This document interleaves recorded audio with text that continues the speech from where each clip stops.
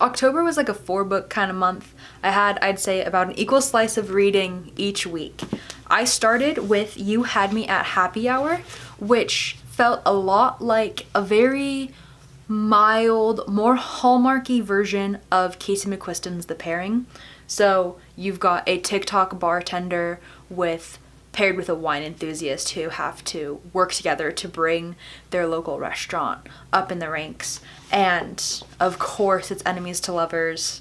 I mean, look at this cover, it wouldn't be anything but. And it was really just a light, easy, fast read. I also will say I listened to a lot of this through audiobook on a road trip, and I'm really not a big audiobook person, but I thought that it was a really fun one. It was quick, it was digestible within the drive I was on too, so it really just felt like nice little gay rom-com, I guess, which is something that I don't typically see. So I'll take the cheesy here, because I think we just need to kind of like add to that field a little bit. But You Had Me at Happy Hour was a Fred Meyer find, and I'm glad I picked it. I realized we were getting towards Halloween and I wasn't reading anything scary at all, so I decided to go a little spooky and read Tenders the Flesh, because I thought that this would at least kind of like body horror, right? And I had a lot of fun with this, but I really wish that I had read this in like a classroom setting. It would have been such a fun read with like a bunch of different peer ideas to dissect and whatnot. So I actually am excited to dive into the YouTube thoughts, and like, I don't know, I think Reddit could get kind of scary with this, but I really do want to know other people's opinions on this. I felt like it had a really abrupt ending, but like, was it ever gonna not? And I would 100% read more by this author. Don't just pick it up because it's popular.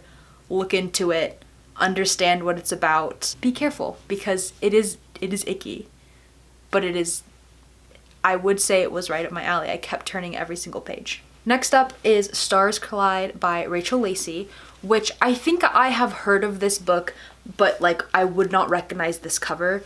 This was a Rainbow Crate exclusive cover, which is beautiful. Like, I can't explain to you how much of a brick this book is. It is like a perfectly uniform rectangle, and it feels so good to hold, which I never think that about a hardcover. Like, classic case of woman loving woman. Do I want to be her or do I want to be with her?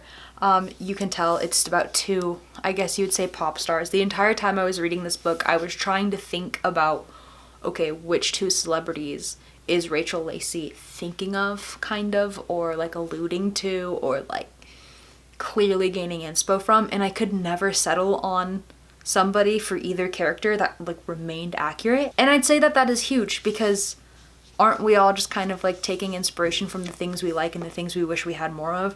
But here you have just two completely unique characters, and I found reasons to love both of them, and I found myself definitely wishing this book was longer. But that was my third read of October. I felt like October was the best time to pick up The Very Secret Society of Irregular Witches, which I love this book. I don't think I could have possibly predicted how much I was going to enjoy this read. It is incredibly wholesome.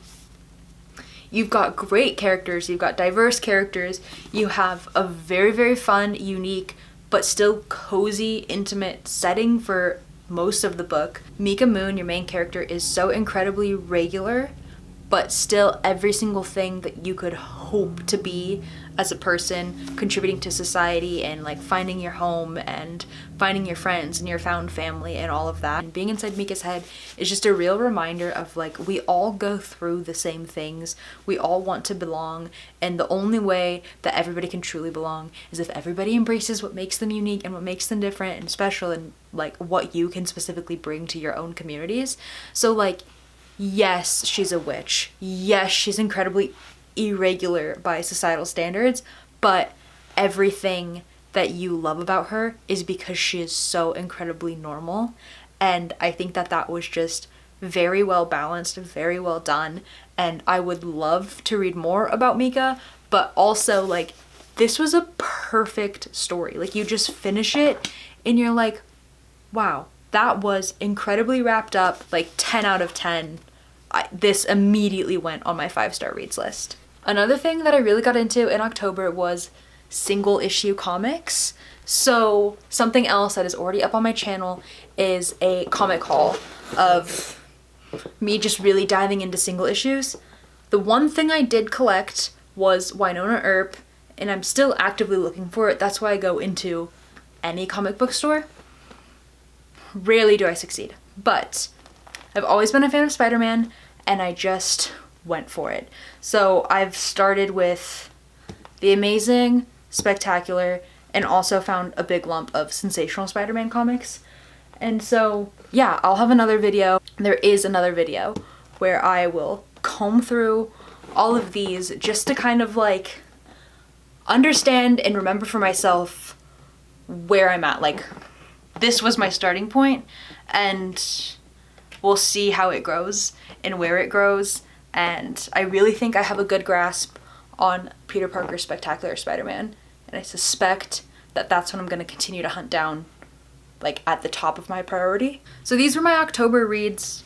Kind of a short stack, but I'm gearing up for November to read 11/22/63 by Stephen King, which I know is an absolute doozy, and as you can tell, I'm a little bit timid about big books, so November is gonna be something.